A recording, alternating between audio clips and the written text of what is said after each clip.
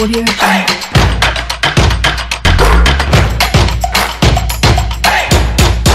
Bonjour sportifs à toutes et à tous. La scène du foot européen remplie d'acteurs et de scénarii intéressants. D'abord, Edouard Mendy soulève le trophée du mondial des clubs avec Chelsea. Ensuite, les majeurs, une énième levée de championnat soldée par divers résultats pour les cadors engagés en Ligue des Champions. Le rendez-vous étoilé des clubs à partir de mardi à la faveur des huitièmes de finale aller, dont un Paris Saint-Germain, Real Madrid en attraction. Vous l'avez compris, nous parlons de la Ligue européenne des champions. Les 16e de finale de Ligue Europa au menu en milieu de semaine. On en parle dans le MAG. Puis vos réactions attendues sur les affiches des 8e de Ligue des champions et de Ligue Europa. Et 92 03 60 31 97 24 26 26 sont à votre disposition. À nos côtés, dans le studio, Messan Niamé, Vicente Noussoulé et Franck Nounyama, duo technique, Sa Majesté Pélagie Mekoum et Lomadovon. Bienvenue dans l'aventure du foot européen numéro 713 sur Sport FM et sportfmtg.com. PFE aux commandes, je suis Angelo Folicoué. Nous démarrons cette émission, mais on prend le temps quand même de saluer nos invités. Bonjour Franck, bienvenue. Bonjour Angelo, bonjour auditeurs et auditrices, bonjour Vincent. Plein d'énergie, hein. Belle semaine, vivement. On va dire tout simplement qu'on rend grâce et puis on est fort pour commencer cette semaine. Oui, ça c'est vrai. Quand on est connecté à la divine grâce, on ne peut qu'être en bonne forme, n'est-ce pas, nous, Vicente? Évidemment. Bonjour Angelo. Votre sourire en dit long. Bonjour Franck, bonjour aux auditrices et auditeurs de la 91.9. Merci d'être des nôtres. Merci. Nous allons démarrer cette émission avec cette bonne nouvelle pour le club de Chelsea. Encore une fois, sacré, décidément, Edouard Mendy, presque un aimant à trophée, pourra-t-on dire. Il y a quelques jours, il était du côté du Cameroun. Il a soulevé le trophée de la Coupe d'Afrique des Nations. Et puis derrière, il se rend du côté de Dubaï. Et puis il remporte la Coupe du Monde des clubs. Le seul titre qui manquait à cette équipe de Chelsea. Restons sur Edouard Mendy, Franck Nounyama. On pourra dire une année 2022 presque étoilée pour le Sénégalais. Son étoile brille, forcément. Donc lorsqu'on remporte un titre de meilleur gardien du monde, on gagne la Coupe d'Afrique des Nations de football, on gagne, on va dire, le titre de meilleur gardien à cette compétition, on gagne entre-temps la Ligue des Champions, il n'y a rien de mieux pour un joueur de très haut niveau. Donc je pense que c'est un gardien qui travaille. Lorsqu'on refait un peu, on parcourt un peu son histoire, ce n'était quand même pas béni pour lui. Il était entre-temps même en chômage. Oui. Il n'avait pas, on va dire, sa place de titulaire. Il a fait un tour à l'Olympique de Marseille. Il n'était pas utilisé. Donc, c'est quelqu'un qui a connu beaucoup de difficultés, mais par la persévérance, par la volonté et la détermination, il a su rester debout et aujourd'hui, il est en train de gagner des titres, il est en train de gagner des récompenses. Je pense qu'il a travaillé pour et il le mérite. Donc tout simplement, je crois que c'est son étoile qui brille et voilà, félicitations à lui. Edouard Mendy, on ne dirait jamais assez. Voilà, arrivé à Chelsea, il multiplie les clean sheets. Derrière, il gagne la Ligue des Champions, la Super Coupe d'Europe. Il débarque au Cameroun, il soulève le trophée de la CAN.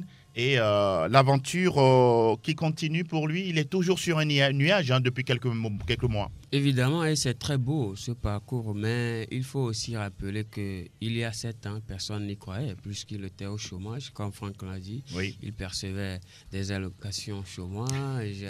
En France, il faut le préciser. En France, quand il était encore en France, il avait joué pour Rennes après, il y avait eu déjà avant Reims, et puis Rennes après, et puis voilà. Chelsea aujourd'hui, c'est tout simplement l'histoire d'une ascension fulgurante aujourd'hui. Mais il ne faut pas aussi oublier le travail qui a été abattu par derrière, parce que Edouard Mendy, c'est quand même quelqu'un qui a ce moral-là, parce que sans ce mental fort-là, vous ne pouvez pas aussi faire ce parcours-là. Aujourd'hui, il est tout simplement en train de briller. Et voilà, ça semble comme s'il est né sur une étoile. Oui, bon, avec une cuillère en or dans la bouche. Cuillère en or en bouche, mais cela n'a pas été du tout facile, cela n'a pas été du tout aisé. Il y a beaucoup de travail, beaucoup de sacrifices et beaucoup de persévérance par derrière. Aujourd'hui, il a la Ligue des Champions, la Super Coupe d'Europe, le Mondial des clubs, la CAN en plus, et puis voilà. Le trophée FIFA des Best. Évidemment. Et que dire encore? Il est considéré comme le meilleur gardien d'Europe et d'Afrique. Donc, je ne pense pas qu'il y a un gardien qui pourrait demander mieux que cela. N'est-ce donc, pas? Félicitations à ce On joueur. peut être quand même un portier et avoir un beau palmarès. Ne l'oublions pas, il n'y a pas que les joueurs de champ. Évidemment, et je pense même que le Ballon d'Or africain l'attend. Ah, parce déjà. Que, voilà, ça fait quand même beaucoup disent comme vous. Beaucoup disent comme vous. Évidemment. Franck Lunyama, on est parti quand même dans les archives pour voir est-ce qu'il y a un portier africain qui, dans l'histoire, a essayé de faire comme lui. Presque il n'y en a pas. En tout cas, quand on considère les grands, je vais vous les citer, Thomas Nkono, Ali Mboukar, Essam El Hadari, Joseph-Antoine Bell ou encore Robert Kidiaba et Vincent Enyama. Seul ce dernier-là a gagné 3 Ligues des champions africaines et a disputé la finale de la Coupe du Monde des clubs en 2010 face à l'Inter Milan. Oui. Mendy fait fort. Non, il fait fort. Lorsque vous regardez le parcours, lorsque vous regardez les titres gagnés, aucun Africain avant lui n'a pu s'exprimer à ce niveau. Donc, on l'a dit, meilleur gardien du monde, meilleur gardien africain après la CAN, Ligue des champions. Je ne me souviens pas qu'il y ait un goal africain qui ait pu réaliser une telle performance. Non. Donc aujourd'hui, c'est un gardien qui est au sommet. Il fait partie des meilleurs. Une référence désormais? Une référence, puisqu'il est considéré, on va dire, comme quelqu'un qui peut désormais manger à la table.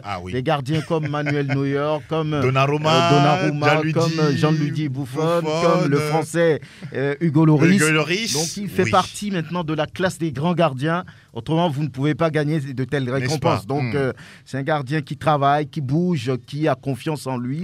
Et voilà, donc ne vient pas chasser le gardien de Chelsea, Kepa, qui veut. Donc, recruté à coût de millions d'euros. Voilà, 80 millions d'euros. Il était quand même le gardien le plus cher. Exactement. Donc, félicitations à lui. On est fiers que ce soit un Africain qui fasse une telle performance. En tout cas, nous, on est assez dithyrambiques. Somme toute logique. Pas de chauvinisme dans tout ce que nous disons. Nous rappelons que Mendy a 29 ans. Il mesure 1m94. Oui, c'est un grand bébé, pourra-t-on dire.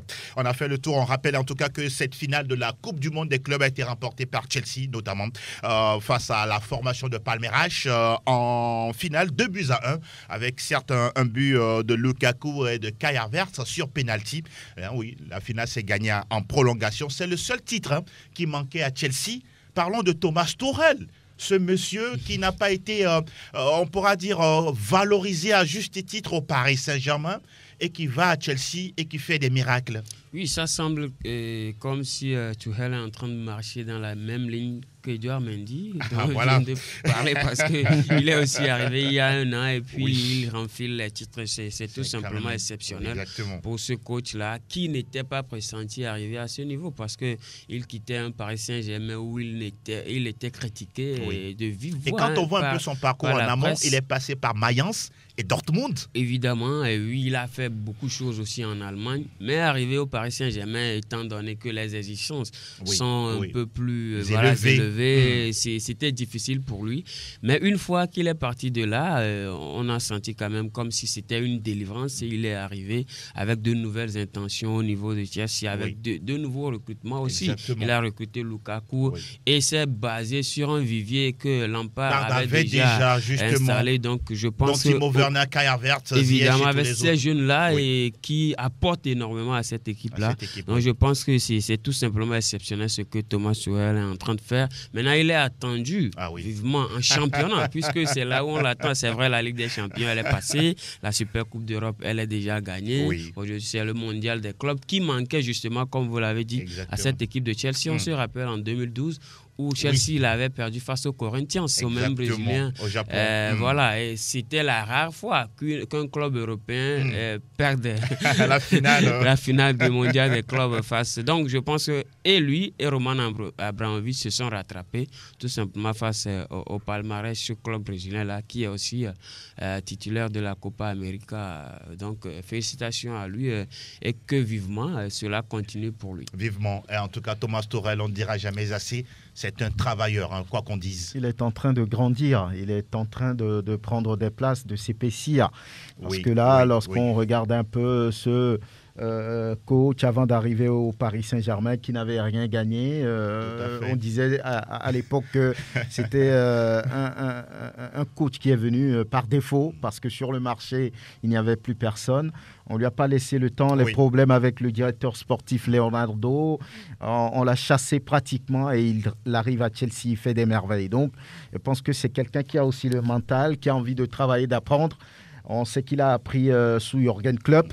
Aujourd'hui, il est en train de démontrer qu'il est quelqu'un qui travaille, qui fait des recherches et qui rentre aussi aujourd'hui dans la lignée des grands entraîneurs pour avoir gagné la Ligue des Champions, pour avoir gagné ou bien pour avoir offert pour la première fois le trophée du mondial des clubs au Blues. Exactement, donc il n'y a rien à dire aujourd'hui. C'est quelqu'un qui travaille et qui a envie chaque jour de bien faire. On ne peut que lui souhaiter des succès à la ramasse, surtout quand on a un président nommé Roman Abramovich, même des José Mourinho, Carlo Ancelotti, en savent quelque chose.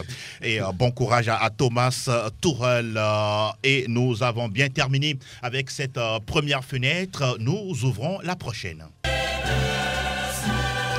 Quand les joueurs européens, en tout cas ceux qui disputent cette prestigieuse compétition, écoutent cette mélodie, ça fait monter l'adrénaline et nous, en tout cas en tant qu'observateurs, nous avons déjà des papilles qui salivent et en même temps on a des frissons dans le corps. Nous parlons de la Ligue européenne des champions, les 8e de finale.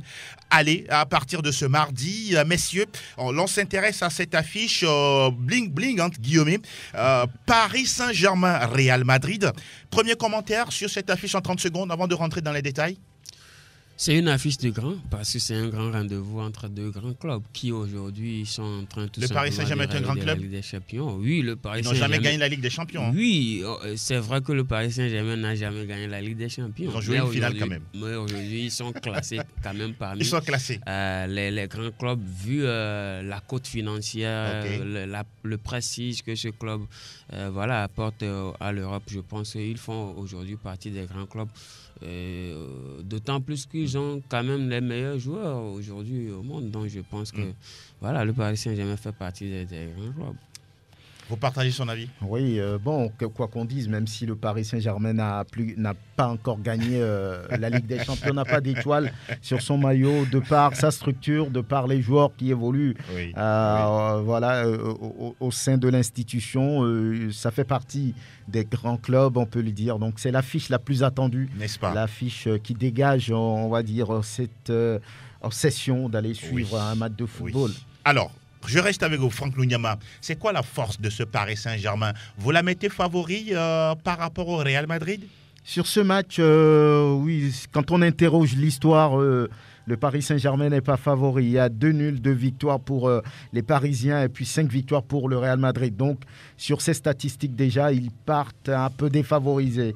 Donc, je pense que dans cette compétition, le Real a plus de vécu, a plus d'expérience que le Paris Saint-Germain. Maintenant, lorsqu'on regarde les dernières prestations, les deux clubs ne se sont pas rassurés, même si le Paris Saint-Germain a gagné péniblement face à Rennes, même si le Real a dû buter sur la barre, les poteaux face au sous-marin jaune. Donc, ces deux clubs, j'ai envie de dire, qui ne sont pas sûrs de leur force avant ce match. Donc, mais je pense que le Real a quand même un petit avantage sur le Paris Saint-Germain. Ils sont tous leaders de leur championnat. Maintenant, peut-être que l'envie, peut-être que... j'allais dire, cette détermination d'aller chercher un premier trophée européen se retrouve plus du côté du Paris Saint-Germain. Mais ça reste quand même un bon match à suivre. Vicente, est-ce que vous vous attendez à un match super intéressant de la part des deux escouades? Mais c'est compliqué de le dire, hein, mais étant donné qu'on est en Ligue des Champions, on croit on espère que ces deux clubs vont se surpasser. Franck a déjà fait quand même peint le tableau des deux clubs en championnat. C'était pas aussi trop ça. Le Real de son côté qui a été tenu en échec par Villarreal. Le Paris Saint-Germain a difficilement gagné à l'arraché sur un but de Kylian Mbappé suite à une passe de Lionel Messi. C'est vrai que ces deux clubs-là, il y a 2 mois, on pouvait tenir un autre discours, soit en faveur de l'un ou en défaveur de l'autre. Mais ce qui est intéressant avec la Ligue des Champions, c'est qu'après, il y a un autre discours qui suit aujourd'hui. C'est difficile de désigner un vainqueur pour ce match-là parce que... Mais il y a quand même des certitudes de part et d'autre. Oui, il y a certes des certitudes, mais des incertitudes aussi. Quand on prend aujourd'hui le Real, il y a Benzema qui n'est pas certain. Il y a ce milieu-là qui vacille toujours. On sent quand même un peu de la vieillesse. Quand Casemiro n'est pas en forme, les deux papis aussi ne vont pas bien. On sent quand même que sans Benzema, il n'y a plus de buts marqués.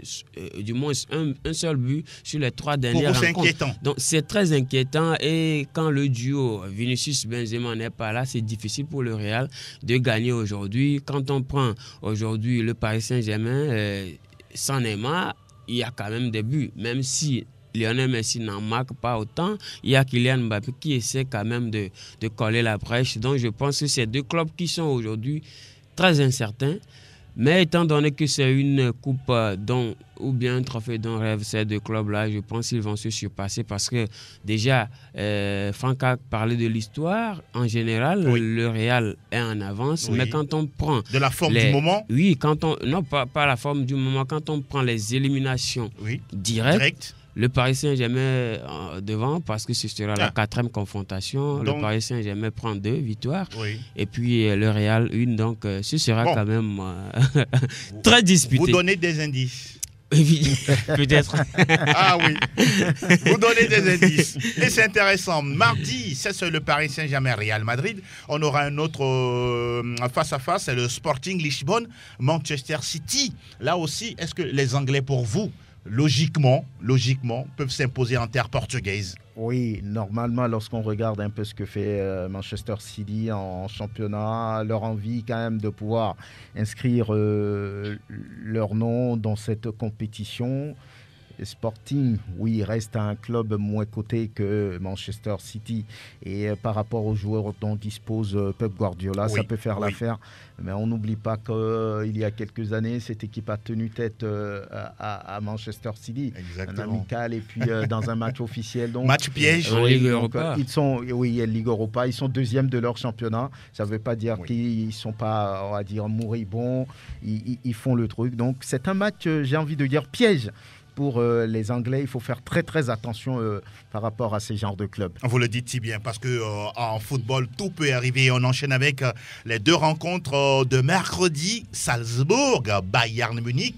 On va en parler tout à l'heure dans les majeurs. Le Bayern va-t-il se révolter et on pourra dire fesser Salzbourg en déplacement? Oui, les rares fois où le Bayern a eu des difficultés en championnat. La suite, on la connaît. Le prochain adversaire en Ligue des Champions n'a pas... Mais pourquoi vous riez en parlant? A payé le prix de la déconvenue en championnat. J'espère que vous ne voulez pas parler d'un score entre-temps.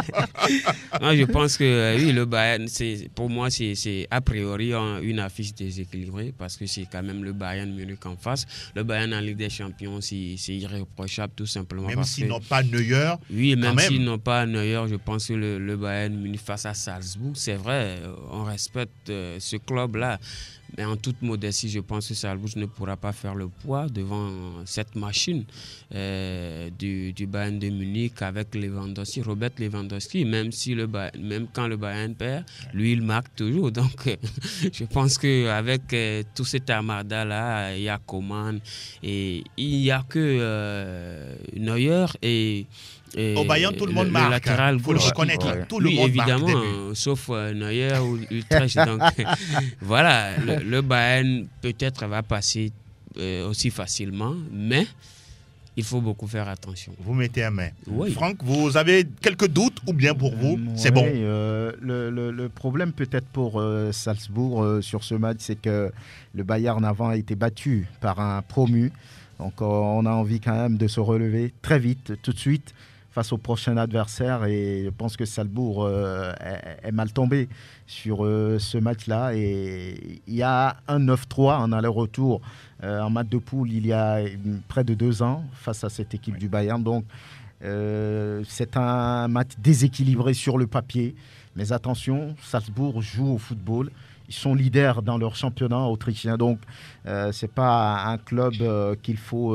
vous émettez quelques doutes. Oui, bon, ça peut arriver. Qui aurait pu penser que Bochum, l'un des promus, puisse battre le Bayern sur ce score de 4-2. Donc, en football, tout peut arriver. Donc, mais au-delà de tout ça, le Bayern reste quand même favori sur ce match. Et l'on reste avec vous, Franck, pour aborder la dernière rencontre de cette semaine en Ligue des Champions, puisque voilà, les matchs sont séquencés en 2 semaines. On a Inter Milan face à Liverpool.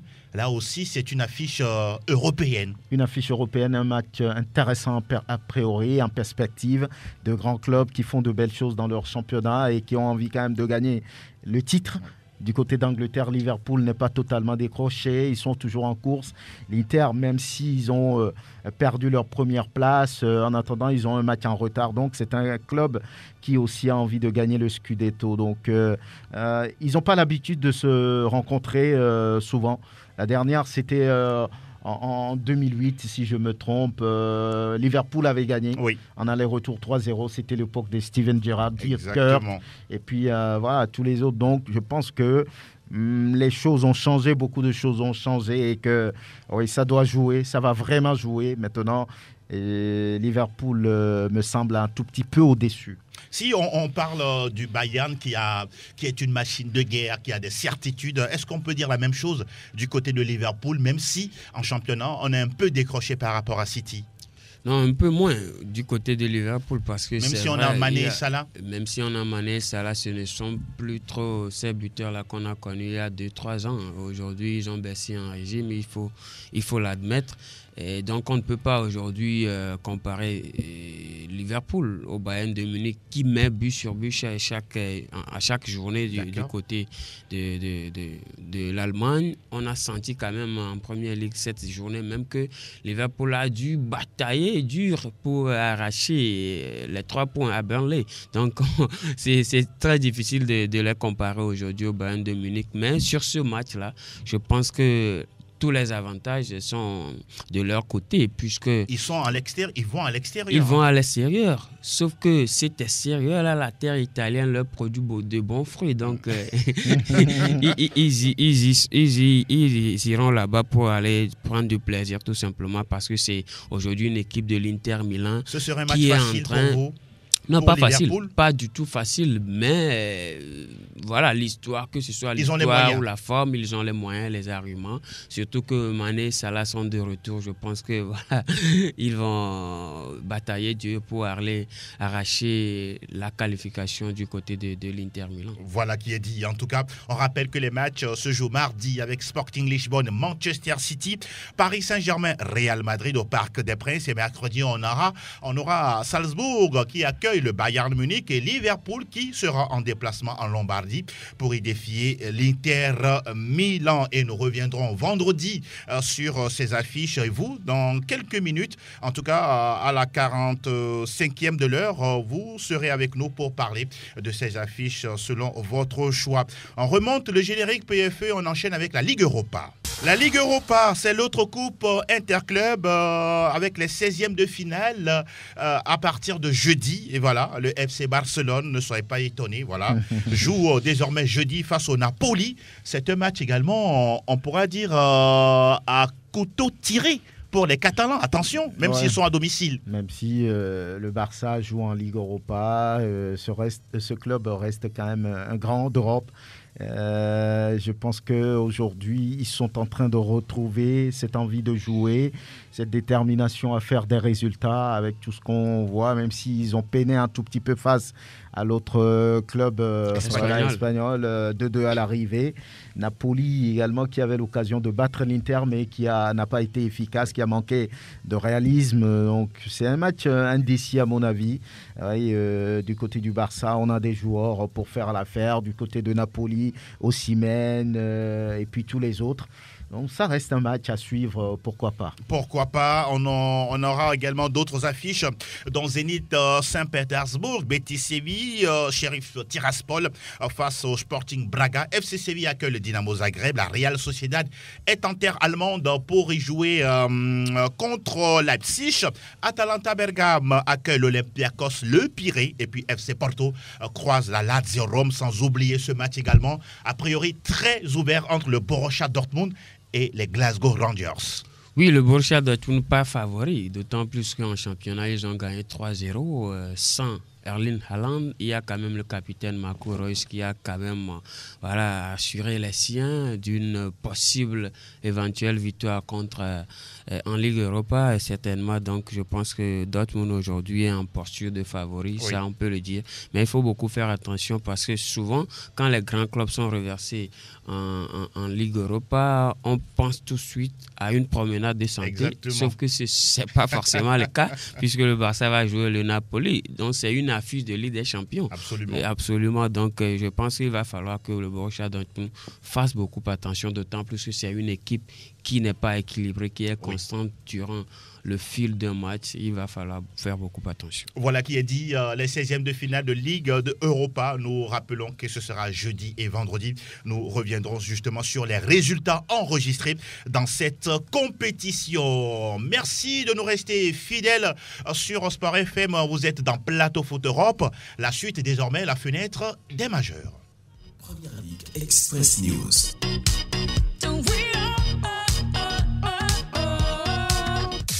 Les majeurs avec cette 25e journée de la Première Ligue anglaise avec, encore une fois, messieurs, je voudrais votre commentaire sur cette équipe de Manchester United qui cale encore une fois à domicile face à quelle équipe ? Southampton, un but partout. Et derrière, on voit la frustration de Cristiano Ronaldo. Oui, ça ne va plus depuis un bon bout de temps. Lui, vous savez que c'est un compétiteur et il a envie de marquer à chaque match, de délivrer des passes décisives et de jouer, de se faire plaisir. Oui. Mais ça fait 5 matchs. Depuis le début de l'année 2022, il n'a pas encore marqué.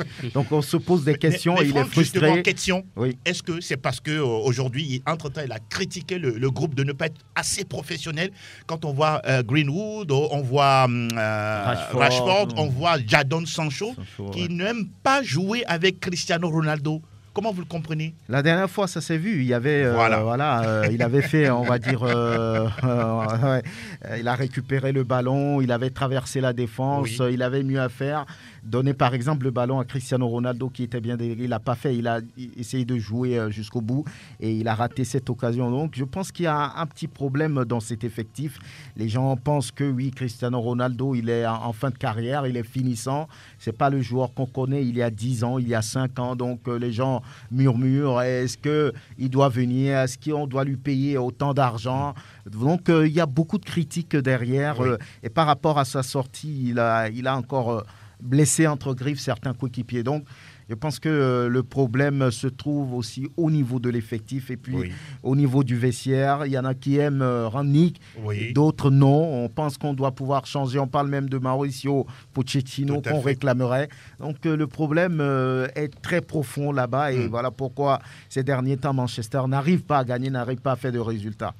Et voilà la situation côté United. On rappelle d'autres résultats rapidement. Norwich qui a coulé à domicile face à Manchester City. 0 but contre 4, dont un triplé de Raheem Sterling. C'est la 5e fois qu'il a inscrit un triplé avec cette équipe de City.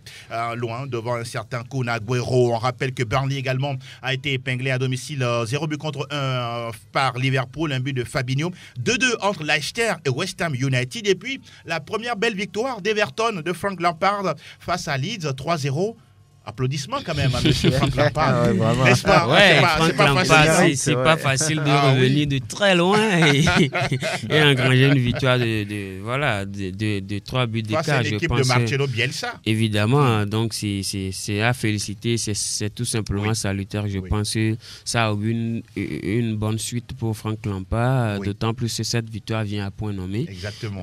Pour lui forger le moral, parce qu'on est en Premier League et c'est difficile d'engranger les victoires.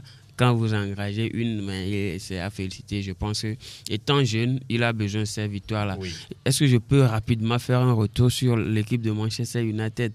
45 secondes maximum, pas plus. Ok. On se demande comment une équipe peut avoir autant de joueurs, d'excellents joueurs, et ne pas jouer les premiers rôles vous avez vu les problèmes quelque part? À votre niveau, ça se situe où? Déjà, moi, je pense que l'arrivée de Cristiano Ronaldo aujourd'hui aussi pose un petit problème d'ego, que ce soit d'ego ou d'équilibre dans cette équipe-là, parce que c'est une équipe qui était en train de progresser d'une manière ou d'une autre. Donc, l'arrivée de Cristiano Ronaldo, je ne dis pas que c'est sa faute, forcément, mais a changé un petit peu la donne, parce que c'est quand même Cristiano la star. Mais il y a des jeunes qui aussi visent le sommet à ses côtés. Donc, je pense que d'un côté, ces jeunes-là peut-être sont hypnotisés d'avoir Cristiano Ronaldo dans leur équipe. Comment jouer, comment lui donner la passe pour ne pas le frustrer. Maintenant, en retour, eux aussi peut-être sont frustrés d'avoir... Jaloux. Bon, jaloux. De son aura, bien sûr. Jaloux. De son aura, de l'aura de Cristiano Ronaldo. Bon, est-ce que jaloux est le terme approprié? Je ne pense pas. Trouvez un autre terme alors. Mais peut-être embêté. Voilà, on peut dire qu'ils sont embêtés. Vous refusez jaloux.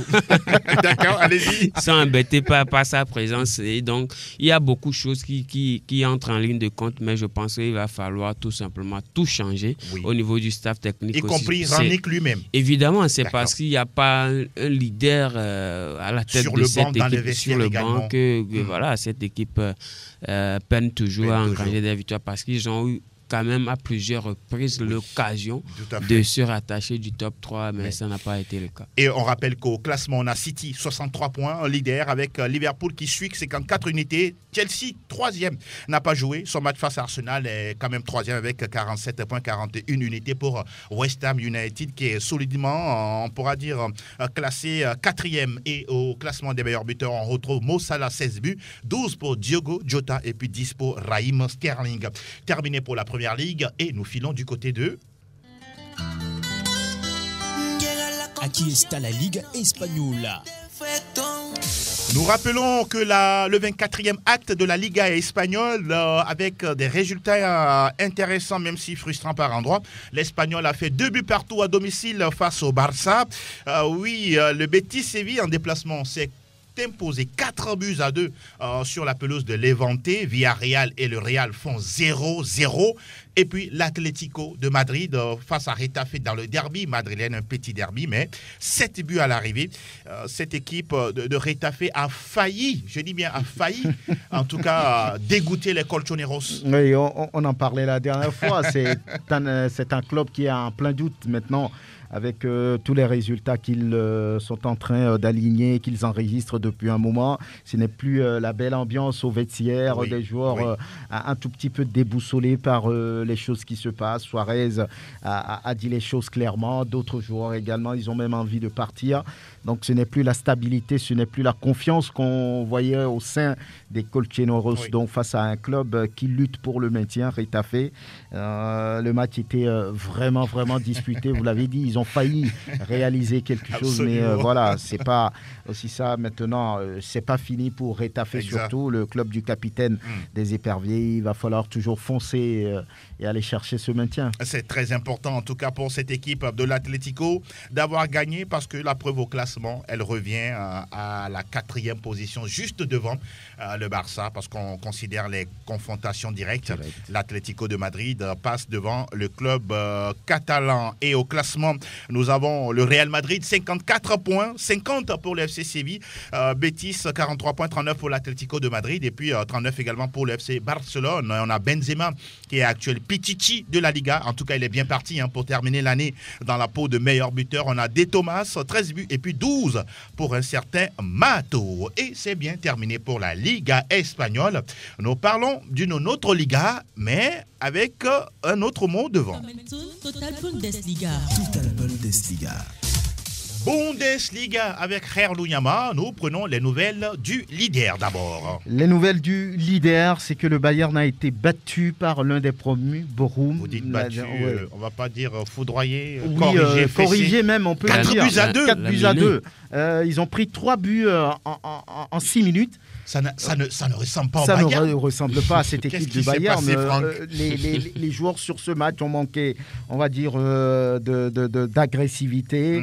Ils ont joué de façon légère, j'ai envie de dire. Voilà. Et puis, il y avait, on va dire, 5 voire 4 attaquants au départ de ce match.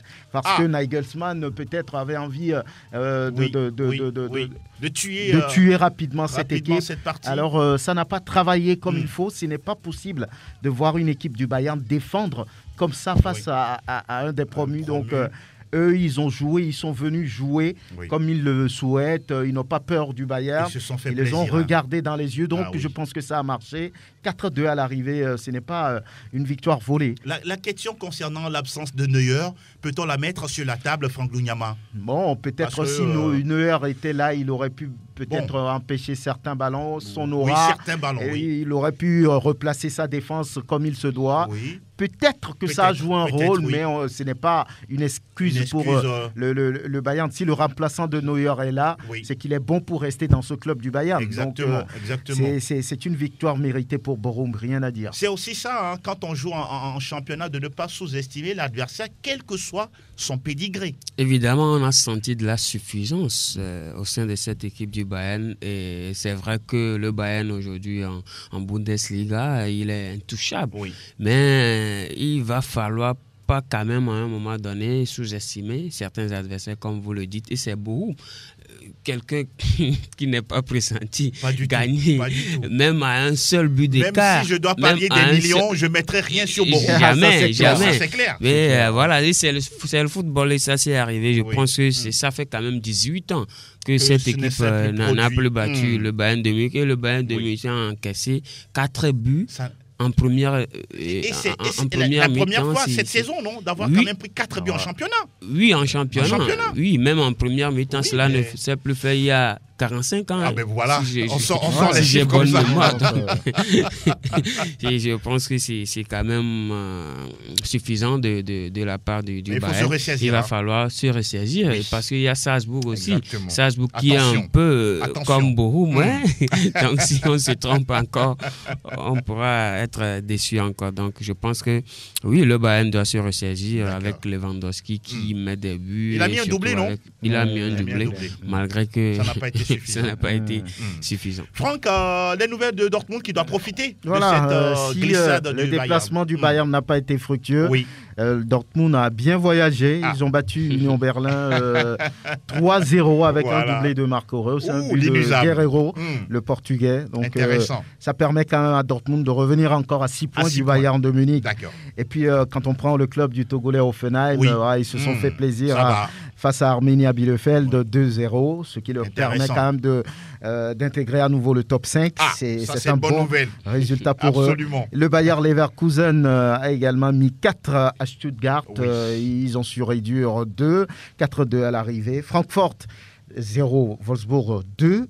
Mönchengladbach a dominé Augsbourg sur le score de 3-2. Fribourg et Mayence ont fait jeu égal, 1 but partout. Et puis l'autre promu, Greuther Fürth, mais a gagné face au Hertha 2-1. C'est une surprise quand même. C'est une surprise et c'est rare de voir cette équipe gagner en championnat. Et le problème, c'est que la prochaine journée, il tombe sur le Bayern.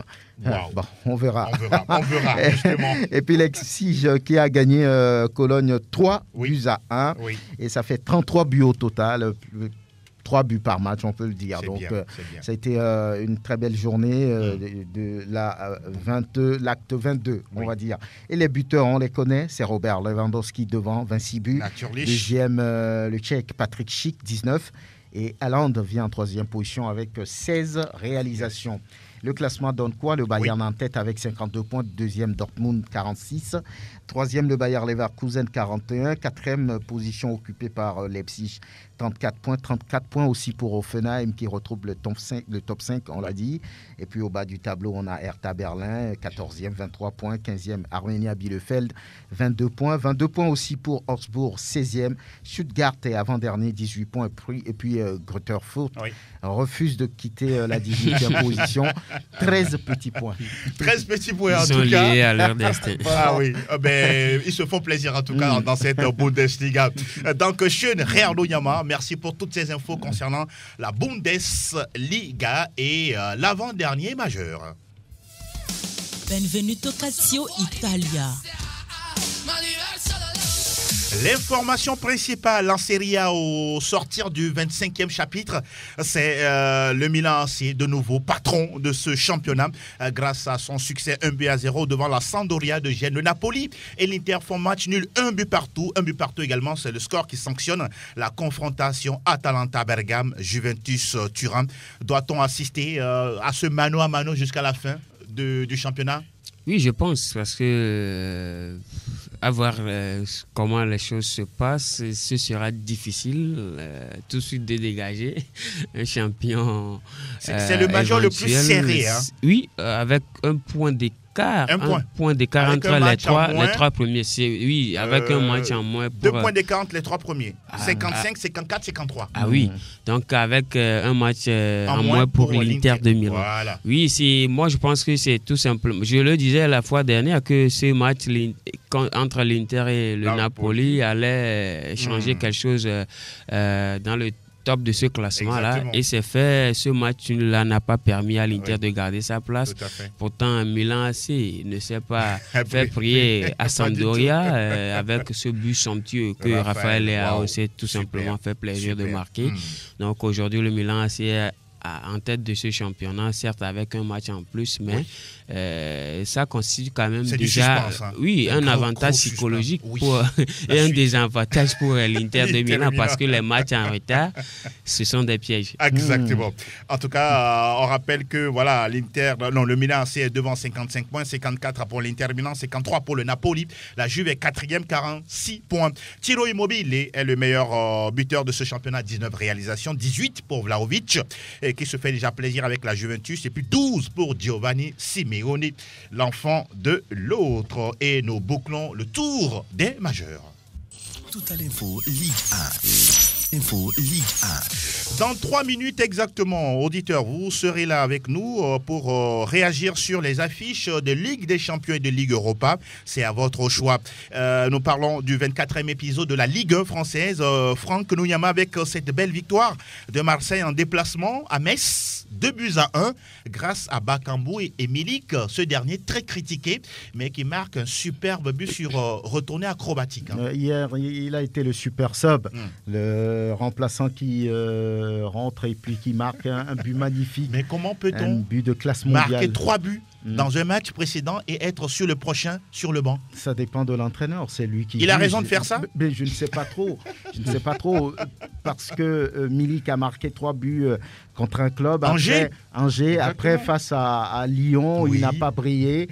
Ils ont été battus et puis face à Nice, ils ont été éliminés. Peut-être le coach le juge un peu inconstant. D'accord. Et voilà, puis a peut-être vu qu'en tant que joker, il pourrait faire quelque chose. Bon, de toutes les façons, Sampaoli est un entraîneur expérimenté. Exactement. Il a fait rentrer et puis il lui donne la victoire. C'était magnifique pour Marseille parce que c'est un club sur lequel on ne peut pas trop compter. Ils gagnent aujourd'hui, demain ils perdent. Même s'il y a une série de 8 matchs et une seule défaite, Marseille ne rassure pas, surtout avec sa défense. Lyon qui gagne 2-0 face à Nice grâce à Dembélé et Toko Ekambi, de retour de la CAN? Oui, évidemment. Dembélé sur penalty et Toko Ekambi après sur un deuxième but. Je pense qu'aujourd'hui, l'arrivée ou bien le retour de Ndombele fait du bien à cette équipe de Lyon qui longtemps ne s'est pas retrouvée. Aujourd'hui, c'est tout simplement un ouf de soulagement, cette victoire-là. Maintenant, par rapport à Marseille, rapidement, je pense que cette équipe de Marseille, même dans la difficulté, a essayé quand même de creuser l'écart avec l'OGC Nice.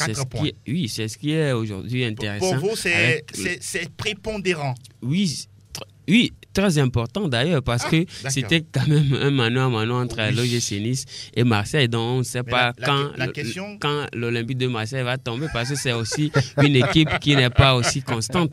Donc par rapport à Milik qui a marqué. Donc les 4 points peuvent fondre comme la glace au soleil. Tout peut encore arriver.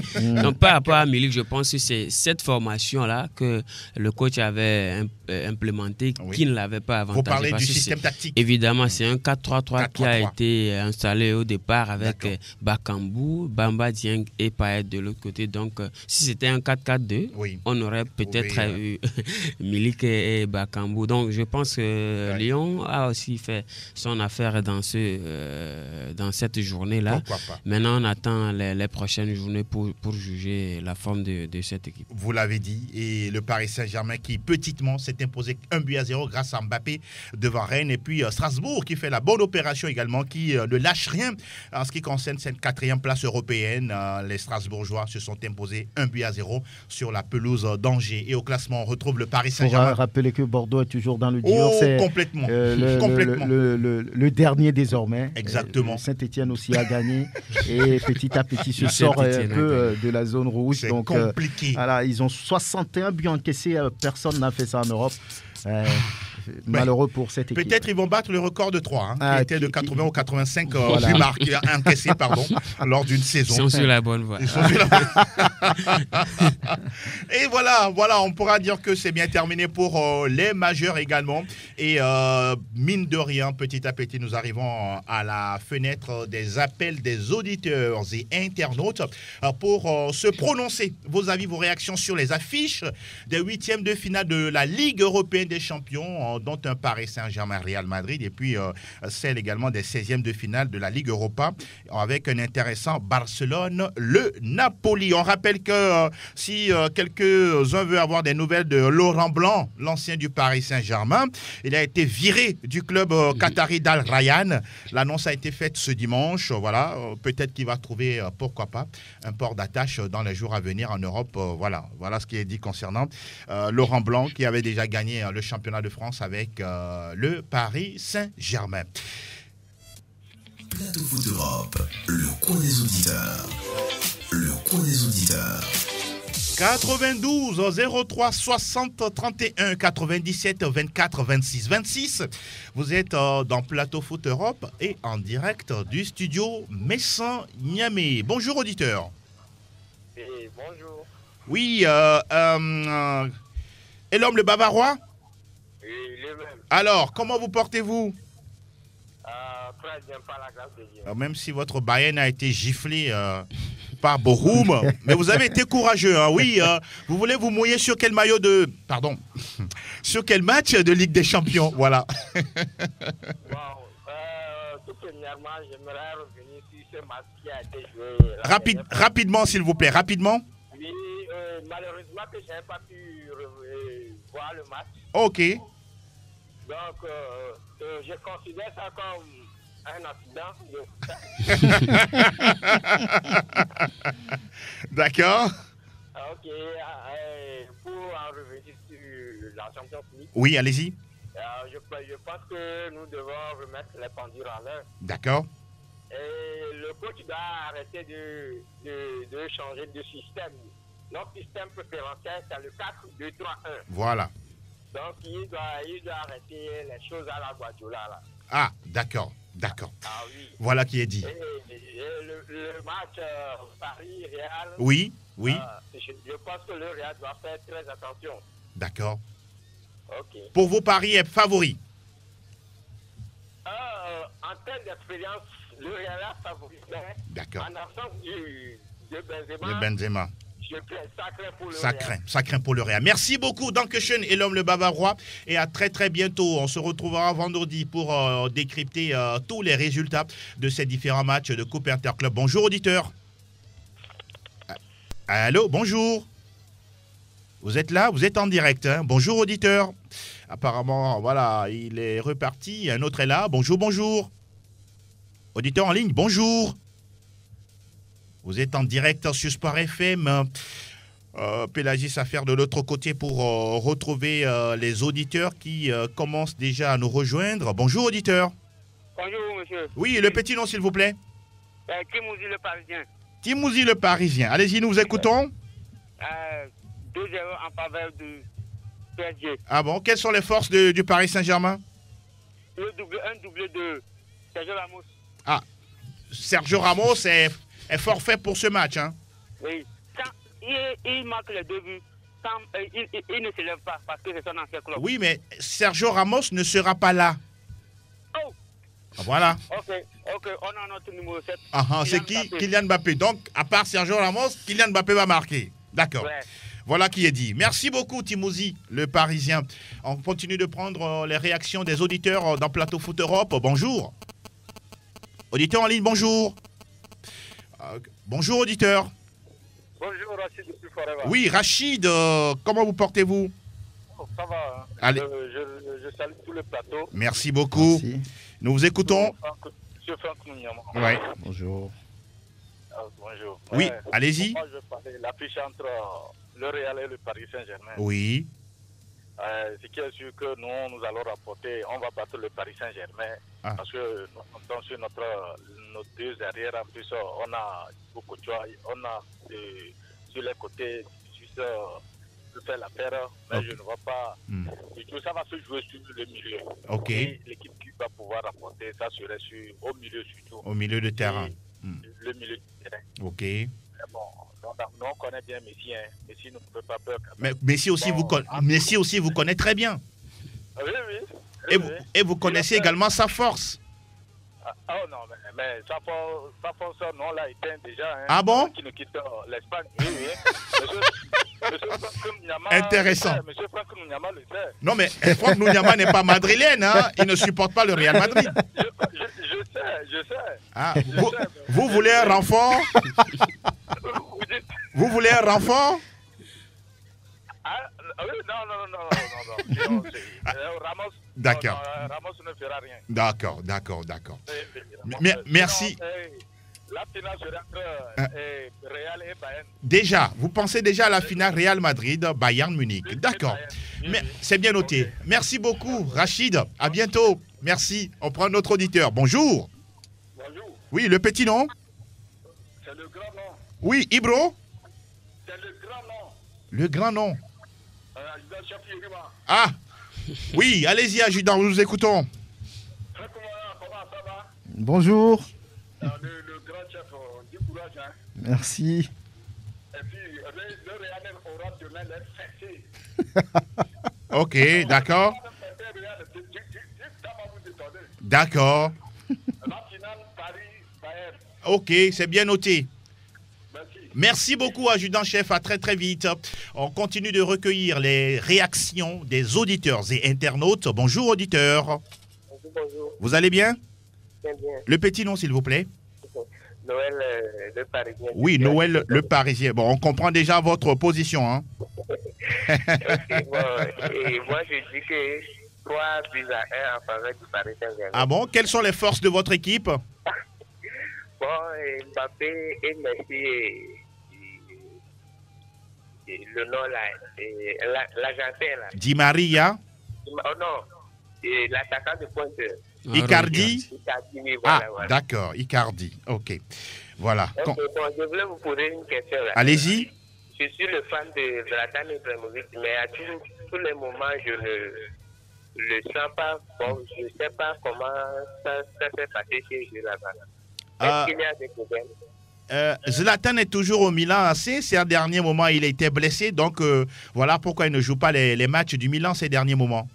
Ah, d'accord. Sinon, le Milan AC actuellement est leader, est le nouveau patron de la Serie A italienne. Merci beaucoup. Merci Noël le Parisien, à très très vite. On prend un autre auditeur grâce à Pélagie. Bonjour. Bonjour Angelo. Le petit nom, s'il vous plaît. L'enfant chéri. Ah, Julien, bonjour.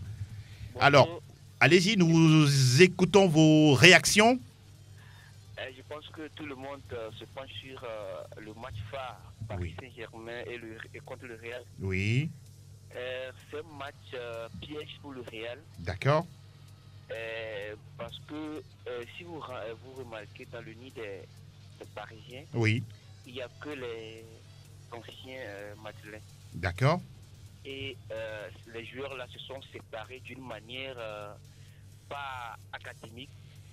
Et ce qui va le pousser à se revenger contre peut-être le Real. Bon, Julien, il n'y aura pas Ramos. Hein. Ramos ne sera pas présent sur ce match. Hein. Je sais, il n'y a pas Ramos. Okay. Il y a d'autres comme Elon Navas. D'accord. Hakimi. Oui, Achraf Hakimi. Et même Di Maria. Un ancien madrilène, oui. Qui est un ancien madrilène. Exactement. Maintenant, si on prend les autres qui sont les Barcelonais comme les Messi, les Neymar, qui ont déjà pris goût au Classico. Pour vous, c'est une revanche. Oui, ça serait un autre match. Un autre match, d'accord. Voilà qui est dit. Les messieurs vont renouer avec les Classicos et vont vouloir donner le meilleur d'eux-mêmes. Merci. Et je pense que le Real aura beaucoup à perdre sur ce match. D'accord. Merci beaucoup, Julien l'enfant sérieux. Ça a été une réaction assez bien épicée. On va prendre l'avant-dernier. Oui, Pélagie me fait signe qu'il y a déjà quelqu'un. Bonjour. Oui, bonjour. Oui, élevez la voix, s'il vous plaît. Le petit nom Aziz de Barcelone. Aziz. Oui. Oui, bonjour Aziz. Allez-y, vous voulez vous mouiller sur quelle affiche? Bon, concernant le Barça. Le Barça qui joue face au Napoli jeudi. Hein. Oui, on va en supprimer 3-0. Vous allez l'emporter 3-0. Oui. D'accord, c'est bien noté pour vous. Merci beaucoup Aziz pour cette réaction. On prend le tout dernier, s'il est là. Mais Pélagie, il est là? Oui, me fait signe, bien sûr. Vous êtes là, bonjour. Bonjour. Le Baron. Vous allez faire quoi face au Paris Saint-Germain? Ah oui, comme le dit un proverbe, un maillot sans étoiles, c'est un maillot de bain. Un maillot sans étoiles de la Ligue des Champions est un maillot de bain. Ah d'accord, un maillot sans étoiles de Ligue des Champions est un maillot de bain. Intéressant.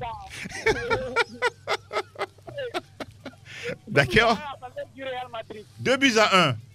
Oui. D'accord. C'est bien consigné. Le Baron madrilène, voilà, c'est comme ça il se nomme. J'aime bien sa citation. Hein. Un maillot sans étoile de Ligue des Champions est un maillot de bain. Voilà qui est dit. Et on s'arrête là pour les coups de fil. Ah oui, Vicente n'en revient pas.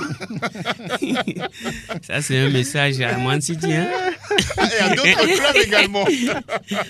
Paris Saint-Germain. On est arrivé à la fin de cette émission. On rappelle qu'on reviendra vendredi pour vous donner encore la parole, vous, auditeurs, pour vous mouiller sur les résultats qu'on aura enregistrés mardi, mercredi et jeudi en ce qui concerne les coupes interclubs sur le vieux continent. Vicente, un petit mot à l'endroit de quelques personnes chères à vous? Oui, je salue déjà Valentin de la Nova Tikpon qui nous suit depuis sa position, à tous ceux qui nous ont suivis, à la petite famille, voilà. Et à tous ceux qui ont reconnu cette voix. Merci beaucoup. Franck Lunyama. Oui, bonjour à tous. Il semble que c'est le jour de l'amour. Ah oui, il semble. 14 février. Alors, ce mot de l'amour partout.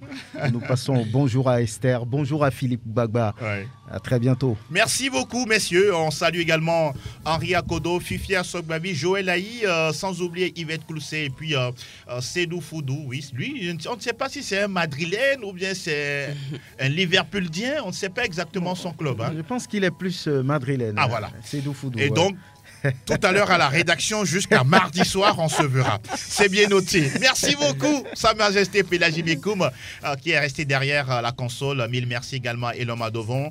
La vidéo de l'émission est à retrouver sur sportfmtg.com. Merci, on se donne rendez-vous vendredi avec la même bonne humeur et la même passion de vous servir. D'ici là, portez-vous bien. Paix, amour, lumière sur vos vies. À très très bientôt. Ciao, ciao.